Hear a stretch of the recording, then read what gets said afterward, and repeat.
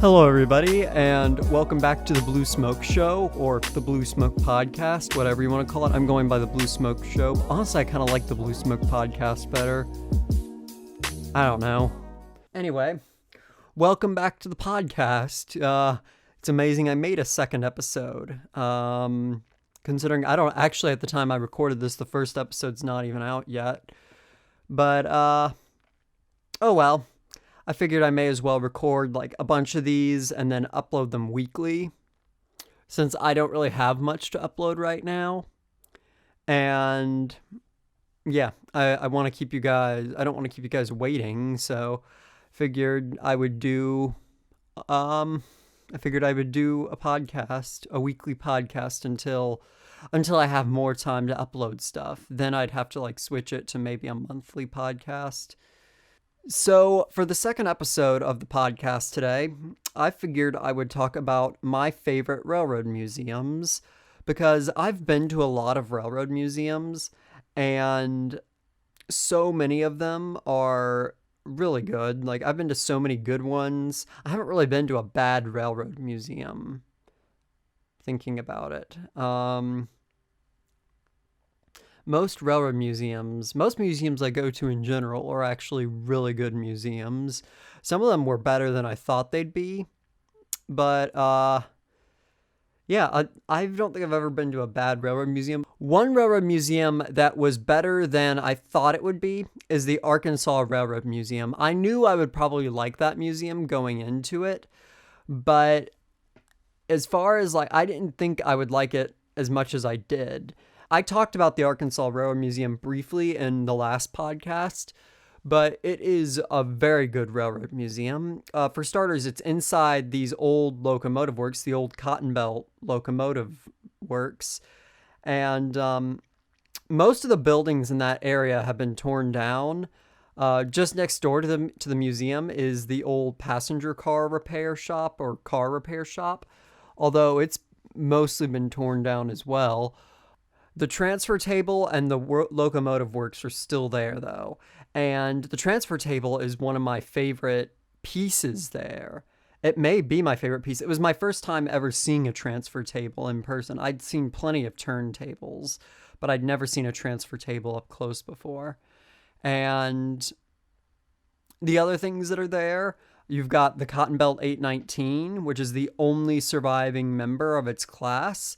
You've got the tender to its sister locomotive, 814, as well.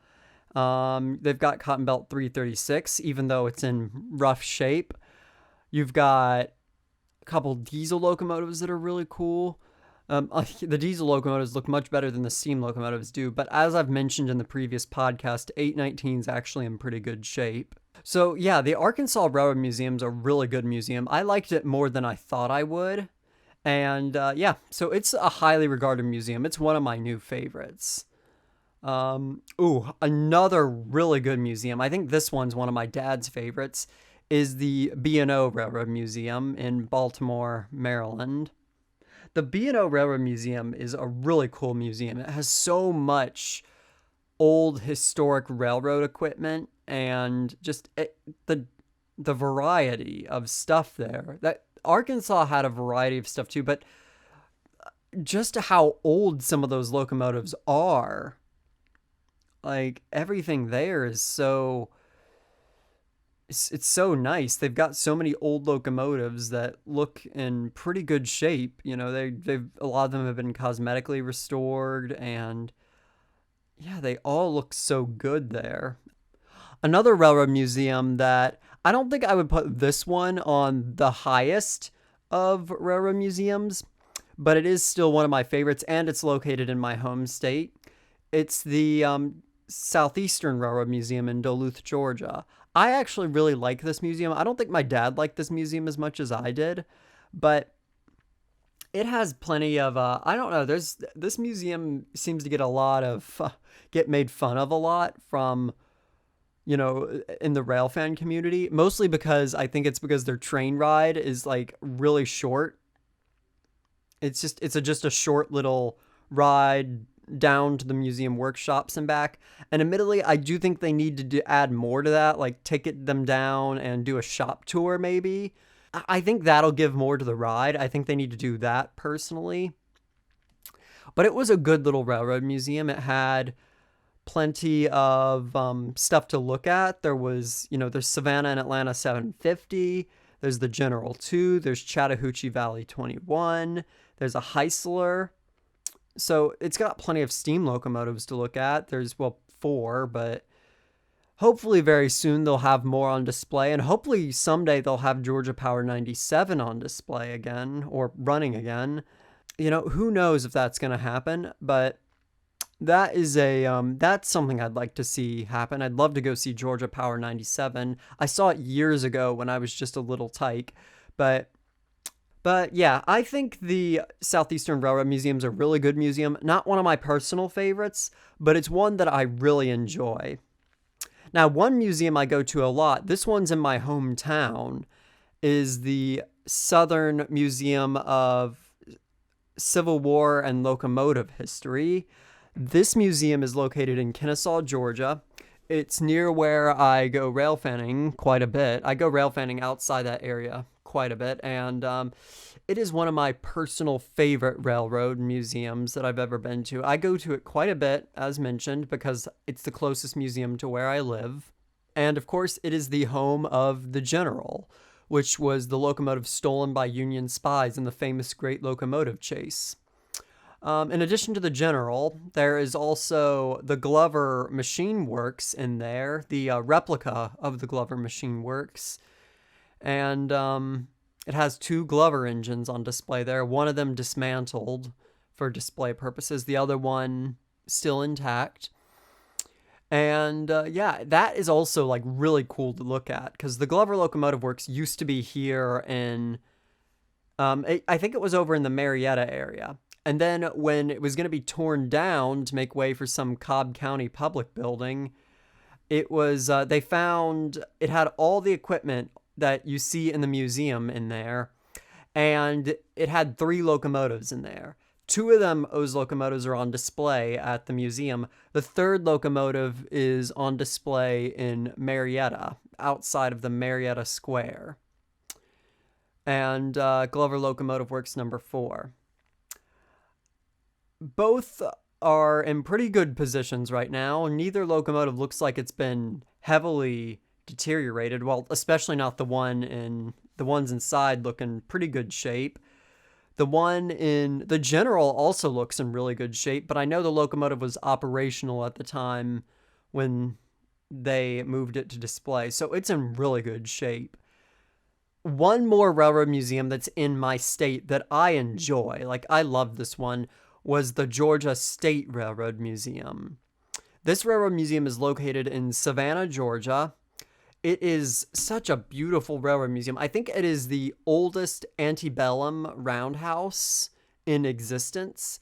And my dad loved this museum. And to him, the buildings are more interesting than the locomotives. I was more paying attention to the locomotives, but that was because I'm, a railroad historian. So I was getting all the pictures of the locomotives.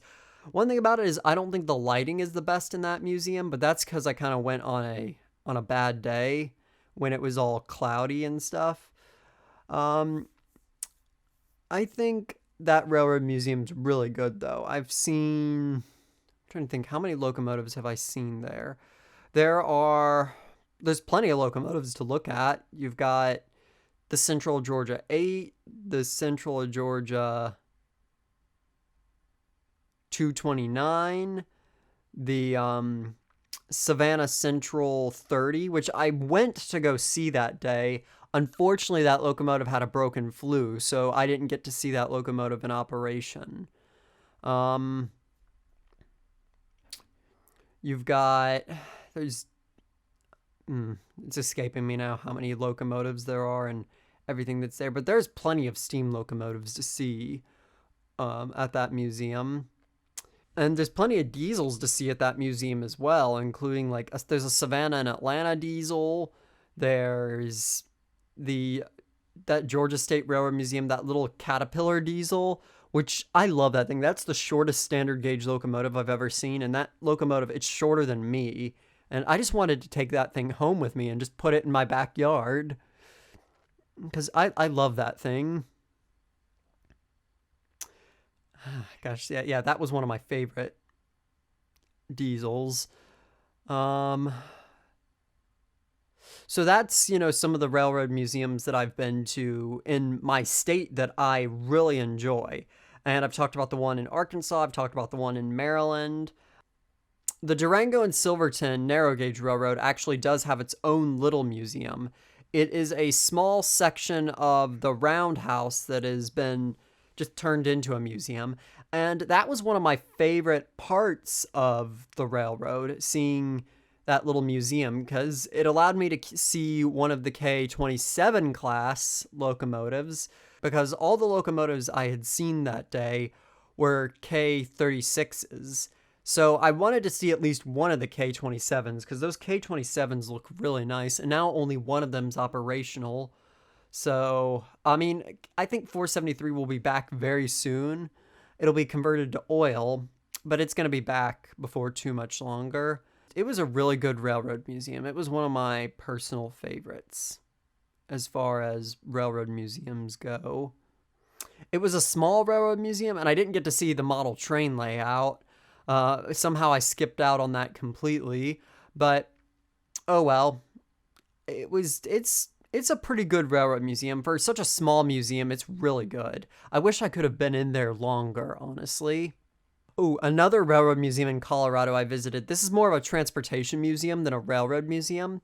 But the Forney Transportation Museum in Denver, Colorado, that's a really good museum. It has loads of old cars that are really cool. But of course, I wasn't paying attention to the cars. I was paying attention to the trains.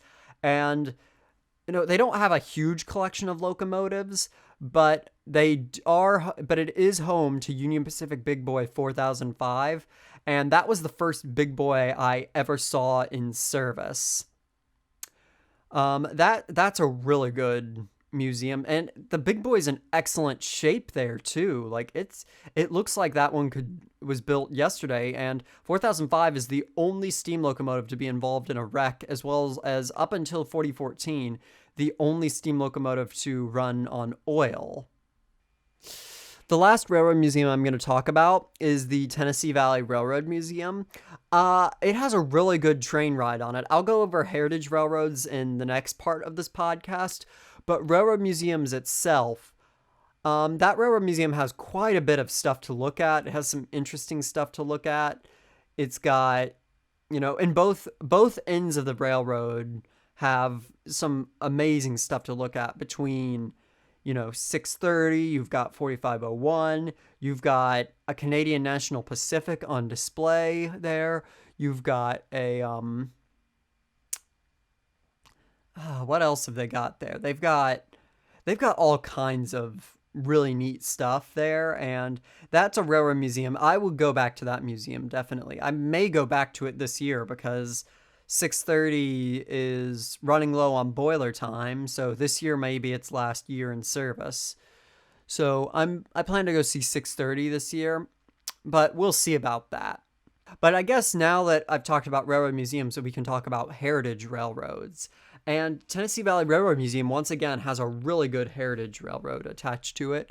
It's got, the Railroad Museum the thing I love about the Tennessee Valley Railroad Museum is that it has pretty much everything on its train ride, and on the Heritage Railroad itself. It's got, on just a short train ride, you've got an authentic station, a high trestle bridge, a horseshoe-shaped tunnel, and a turntable, all on that single little 3-mile stretch. And that's what I love about that museum. It's got just about everything, and it's got some authentic steam locomotives. So just that little stretch, that's why I love the Tennessee Valley Railroad Museum so much.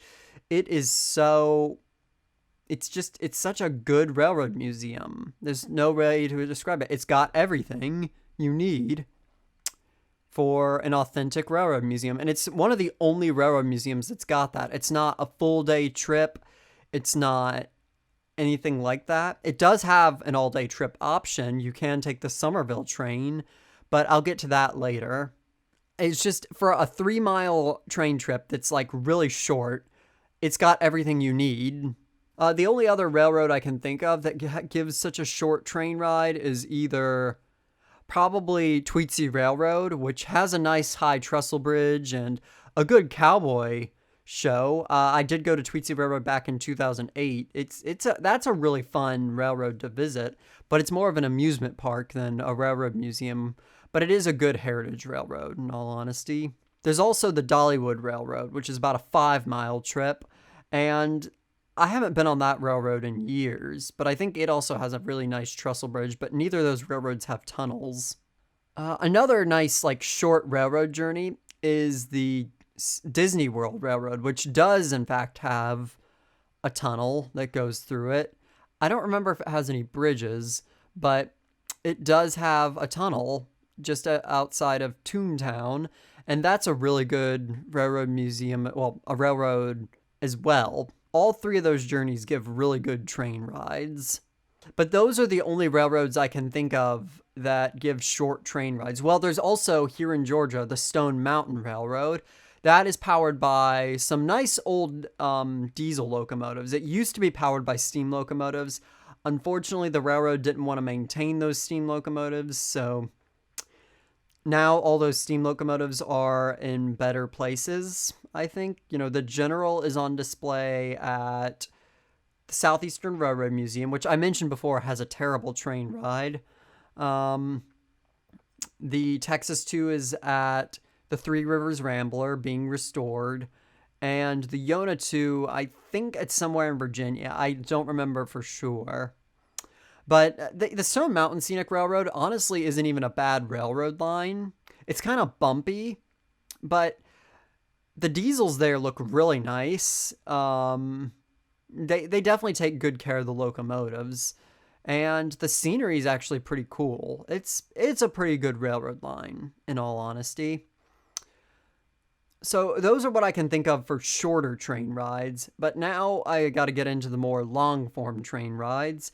And if we're going to talk about long-form train rides or longer train rides and heritage railroads, the best out of all those is the Durango and Silverton, in my opinion. I've never been to the Cumbrae and Toltec, which I've heard is also really good, but the Durango and Silverton is my personal favorite. That one has so much scenery. It's so beautiful, and most of the scenery there is inaccessible by road. Like, it's kind of hard to chase the Durango and Silverton narrow gauge railroad because for most of the journey, the railroad and the road are separated. You know, there's a few areas that are accessible by road, but most of them you have to hike to get to the railroad. So that's the thing I love about the railroad, how it's only accessible by rail. And Silverton itself is a really nice old city. There's only one paved road in Silverton, and most of the old buildings look really nice there. So, yeah, Silverton's really nice. Durango's really nice. And yeah, so that is probably my favorite heritage railroad I've ridden on. Another personal favorite of mine, and I've never ridden this one, I've only chased it. And well, I rode it briefly at a Day Out with Thomas event, but that doesn't take you very far. Instead, I went on the Great Smoky Mountains Railroad. I chased that one from Bryson City to Dillsboro with 1702 on the lead of the train. That one is another favorite of mine. I mean, I've never ridden that train fully, and I'm sure riding it is very pretty, but I need to do another ride video at some point. You know, I've done so many chases. I think I need to do a ride at some point. And similar to the Tennessee Valley Railroad, that one does have both a bridge and a tunnel on the Tuckasegee River trip. The Nantahala Gorge trip doesn't have any tunnels on it, as far as I know. It does have a really nice trestle bridge, though. That is a railroad I want to go chase it on the Nantahala Gorge at some point, but we'll see when that happens. I mentioned that I would talk about the longer trip for the Tennessee Valley Railroad along the Chattooga and Chickamauga Railroad, and that's a short line. I don't actually know where it operates. I know it ends at Chattanooga, Tennessee. but I don't actually know where it starts. But the Tennessee Valley Railroad Museum operate regular steam trips from Chattanooga to Somerville. And there's a really nice turntable and depot in Somerville. And the thing I love about Somerville is just how many good shots you can get. You know, a lot of people film in the same locations, but I was able to get two different locations that no one else filmed at when I chased the doubleheader. And that was a really good journey as well. The doubleheader trip, that was a good train trip as far as, well, it was a good train to chase.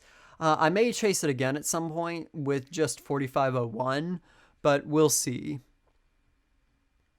One railroad I actually forgot to mention, and this will probably be the last railroad I bring up before I end this podcast, is the Blue Ridge Scenic Railroad. That railroad operates from Blue Ridge and it goes all the way up to Tennessee, I believe. And that's one I forget about a lot, probably because it's a diesel-powered railroad and not a steam-powered railroad. But that is another really good railroad that I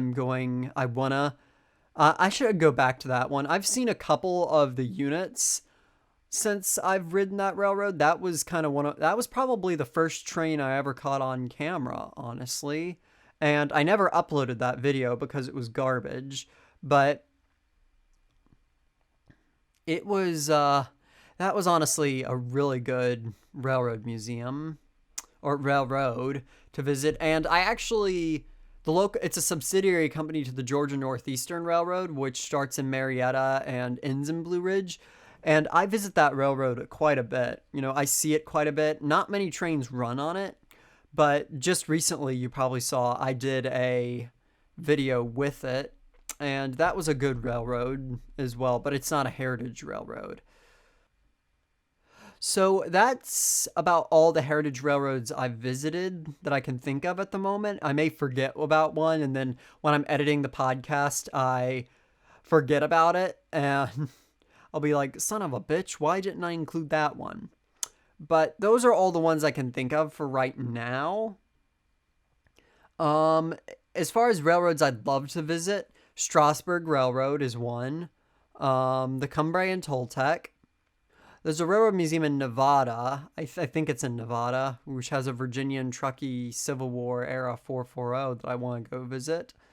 Railtown, which is that's somewhere in California as well. The Niles Canyon Railroad, the Cumbrian Toltec. I don't know if I said that already. So I have a huge list of heritage railroads I want to knock out. The Reading and Northern. Oh, and there's an agriculture museum in Tifton, Georgia that I plan to go visit at some point. One day it's going to happen. I'd love to go back to Tweetsy. I'd love to go back to Dollywood. I'd love to go back to, love to chase the Big Boy again. I'd love to chase 844, the Daylight, 611, North Carolina Transportation Museum. So I've got a list of railroads I still want to go visit. But for the time being, that's everything that I have visited right now. I haven't had a huge number of railroads I've visited, but it's still a nice number, and I'm hoping to do more railroad visits soon. With that said, thank you guys so much for tuning in to today's episode of the Blue Smoke podcast, and